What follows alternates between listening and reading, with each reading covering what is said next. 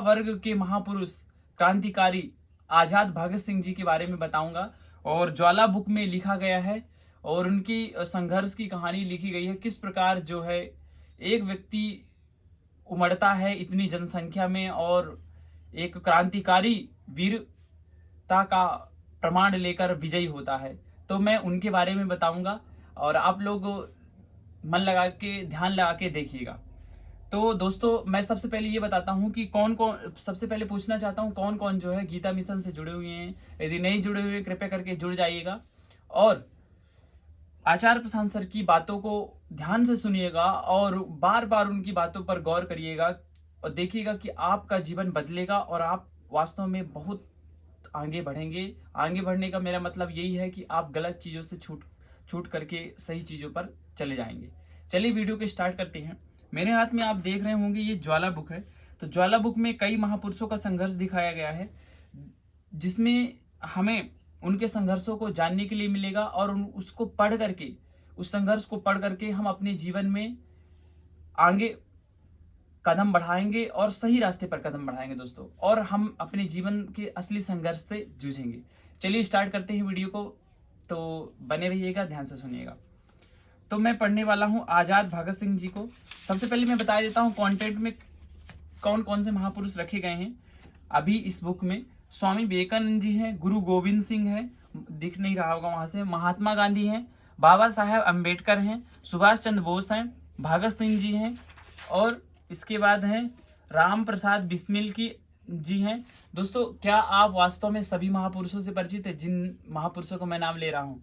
यदि नहीं तो कमेंट करिएगा। राम प्रसाद बिस्मिल जी हैं, फूले अंबेडकर, मनुस्मृति और महिला, कुछ जलते हुए सवाल भी हैं, और कवि धूमिल जी हैं, और संत रैदास जी हैं, और कबीर साहब जी हैं।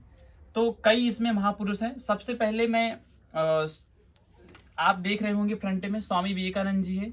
दोस्तों इनकी बहुत दर्दनाक कहानी थी और हम सोचते हैं अरे ये तो एक अनूठे व्यक्ति जन्म लेते हैं और ऐसा काम करते हैं। बिल्कुल ऐसा नहीं होता, हम जैसे ही होते हैं वो, बस उनके अंदर एक सत्य के प्रति एक इतनी निष्ठा होती है कि वो लड़ जाते हैं। और दोस्तों हम में वो निष्ठा नहीं है और वो जगानी पड़ेगी। वो निष्ठा कब? जब हम महापुरुषों के संपर्क में आएंगे। ठीक है, तो आगे चलते हैं। तो हमें पढ़ना है भगत सिंह जी को। तो चलिए भगत सिंह जी को खोलते हैं, 137 नंबर।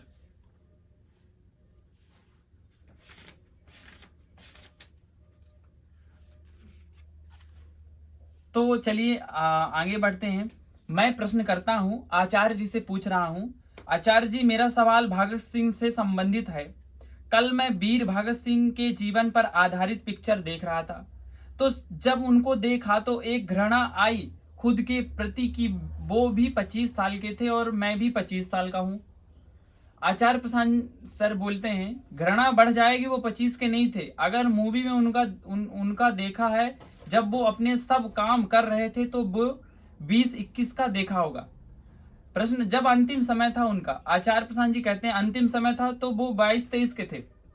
तो प्रश्नकर्ता कहते हैं उनके जीवन को देखकर एक प्रेरणा मिलती है और आंतरिक बल भी मिला और लगा कि मौत हो तो ऐसी हो, मैं भी कुछ ऐसा ही सार्थक जीवन में लाना चाहता हूं।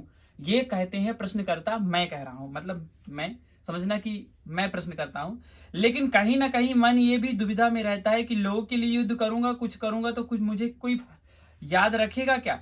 आपका जीवन देखता हूं तो भारत में आप पुनः वेदांत की स्थापना कर रहे हैं। मेरे लिए आप आधुनिक शंकराचार्य आधुनिक शंकराचार्य हैं, तो आपसे ही जुड़ गया। ये काम सही समझकर ये काम करने लग गया। लेकिन फिर भी ये डर है, ये सवाल है कि इसमें मैं तो सिर्फ एक सिपाही तो नहीं, सिर्फ एक प्यादा तो नहीं, तो खुद के अस्तित्व को लेकर हमेशा एक डर बना रहता है कि मेरा क्या होगा।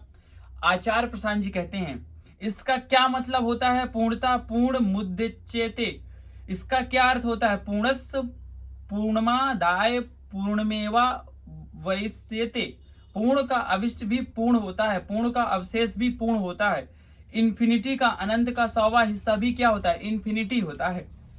तो दोस्तों आचार्य जी बोलते हैं अनंत का 100वां हिस्सा भी, श्रोता बोलते हैं अनंत ही होता है। तो अनंत के खेल में प्यादा भी अनंत होगा। ये जरूरी नहीं है कि तुम सुन रहे हो, उनकी बातों को फॉलो कर रहे हो और चीजें कर रहे हो तो तुम बस प्यादा ही कहलाए, नहीं।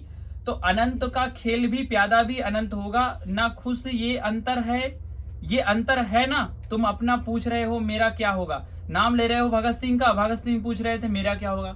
दोस्तों यदि नाम भी ले रहे हो भगत सिंह, उनके जैसे कर रहे हो ना, तुम भी भगत सिंह ही हो। यदि तुम कृष्ण को सुन रहे हो तो कृष्ण ही हो जाओ, वो समझा रहे हैं आचार्य जी।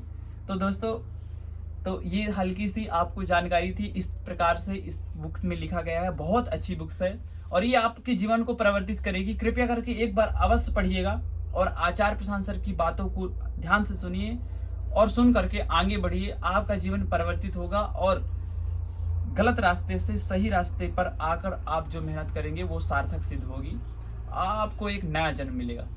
तो ठीक है, कौन कौन गीता प्रतिभागी हैं कृपया करके कमेंट करिएगा।